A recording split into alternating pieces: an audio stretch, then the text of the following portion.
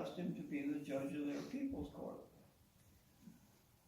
No decision that Alex Davis rendered was ever overturned by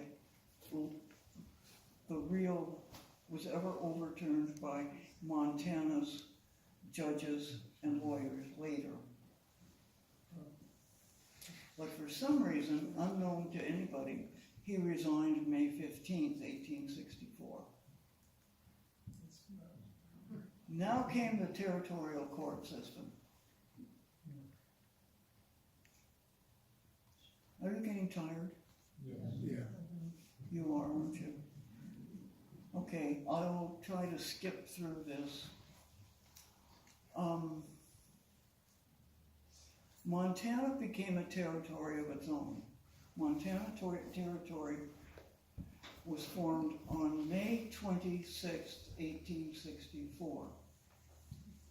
And yes, that is a coincidence of two May 26ths. 1863 for Bannock and 1864 for Montana Territory. And then Abraham Lincoln appointed three men as territorial justices. Hezekiah Hosmer was named Chief Justice, and his area was the first judicial district, which was Virginia City.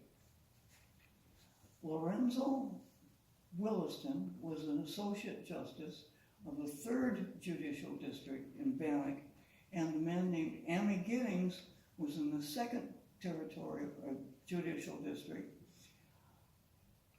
which was up around Helena, Last Chance Gulch, and he declined to serve, but he didn't send back the paper nominating him. So Lincoln couldn't nominate somebody to replace him, and consequently there was no third justice until 1865, when Lyman Munson was appointed and arrived in March 11th. Hosmer opened court in December of 1864, and he gave a speech to 50 men, all the lawyers,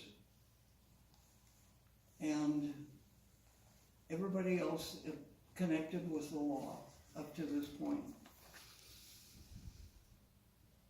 And he addressed them, and he said that the vigilantes are no longer needed because we have the court system. And he also said, let there be no more midnight executions or secret tribunals.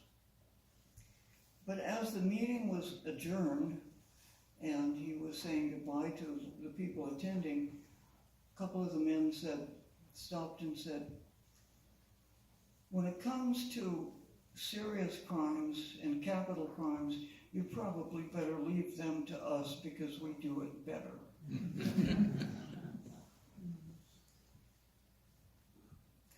So the question then, and notice that this was written by Thomas J. Dimsdale, who was during this time, 1864, 65, and 66, was the editor of the Montana Post, the territory's only newspaper.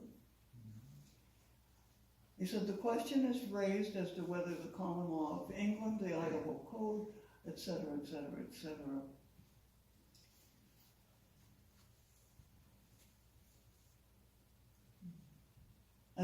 and then he concludes, as public bodies move slowly, and we all know that one, don't we? There must, however, be an interregnum till the result of the deliberations, that is, of the first legislature, takes the shape of an act.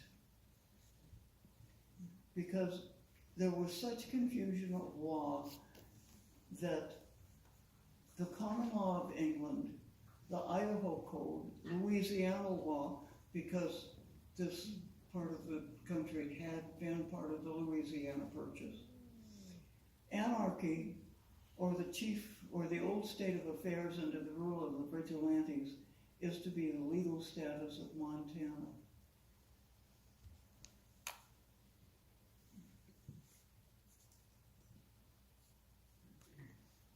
My conclusion from all of this, and I'll be interested to hear what you think, is that the vigilantes of Montana were influential in the forming of the territory and the state. They established law and order in a vacuum of law. They contributed to justice as lawyers, lawmakers, and jurors. And they weren't saints, because who is? But they kept their word to each other and to witnesses during the winter of 1863-64 and onward. The greatest contributors to law and order, both as legislators and as vigilantes, were, in my opinion anyway, were Wilbur Sanders and Charles Bagg. Charles Bagg was a vigilante, a Democrat, a believer in the Union, and he wrote Montana's first habeas corpus law as a legislator.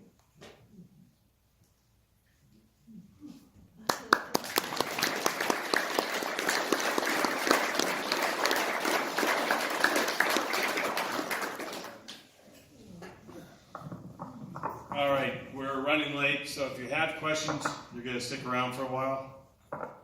Yeah. Sell books, her books, all four up here. $60 for all four of them, or $20 each. She'll be signing afterwards. If you have any questions, you go ahead and approach her. But if you're